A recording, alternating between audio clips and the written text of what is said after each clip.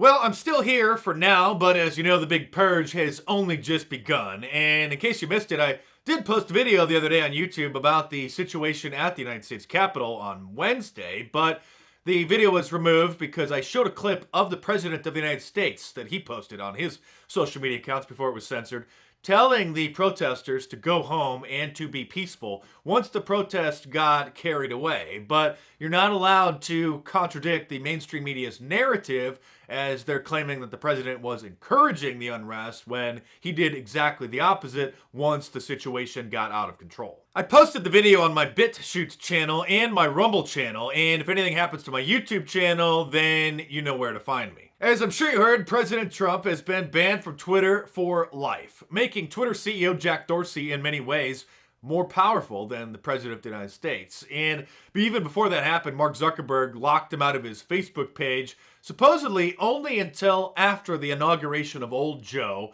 just to ensure a peaceful transition of power. But it's highly unlikely that Facebook will allow him to post ever again as well. Same with Instagram. Since the first Obama administration, Twitter has maintained a POTUS Twitter account, the President of the United States, and that account is transferred from one president to the next to the next. So while they did ban the real Donald Trump account, the POTUS account was still up. So President Trump started tweeting from that account, and so then they locked that account as well until Old Joe is given access to it, and Twitter deleted those tweets. He'll probably join Parler perhaps any minute now. Yesterday, Sean Hannity falsely claimed that he already had. That wasn't true. There's an account that's been reserved for him, but so far he hasn't activated it, but any minute now he may finally do that. And as expected, the Android App Store banned the Parler app, so if you still have it on your phone, you might be able to use it, and Apple is probably going to ban them any minute now as well. If you already downloaded Parler onto your Apple device, then you could probably still use it, but new downloads are not going to be allowed. But I wouldn't be surprised if Parler just goes completely offline, because I don't think most people understand like how bad this is going to get. They're already going after their hosting service, probably their domain registrar as well, just like they did for Gab. A lot of people probably aren't familiar with that. Gab was the first sort of Twitter alternative, and I don't think got the respect that they deserve. Still up and functioning. You should actually follow me on Gab as well.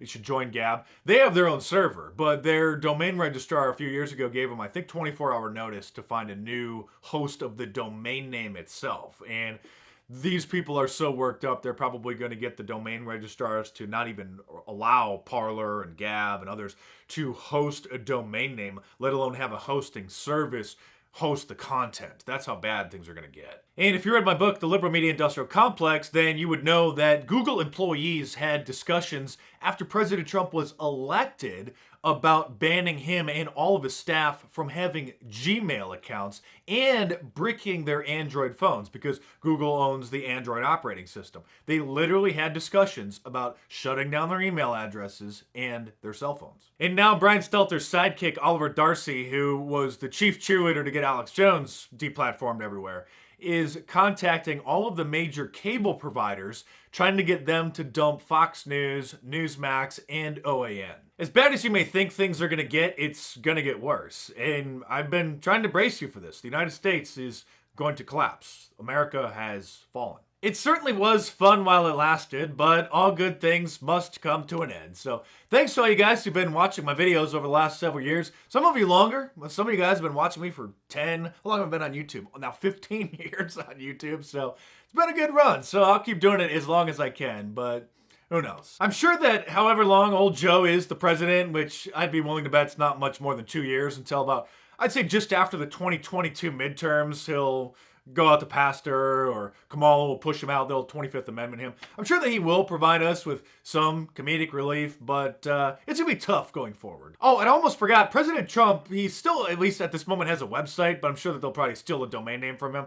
But his store has been shut down, his online store, because Shopify, one of the big online fulfillment centers, has banned him from selling any Trump merchandise. And I wouldn't be surprised if all major retailers like Amazon and everybody else bans the sale of Make America Great Again hats and any pro-Trump related merchandise whatsoever. They're going to say it's a hate symbol, just like the liberals' favorite historical figure that they like to compare President Trump to, and they're going to say that his merch and that symbol is just one and the same.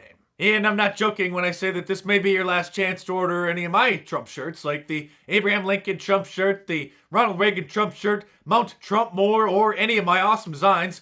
So head on over to markdice.com or click the link in the description below while you can and check them out.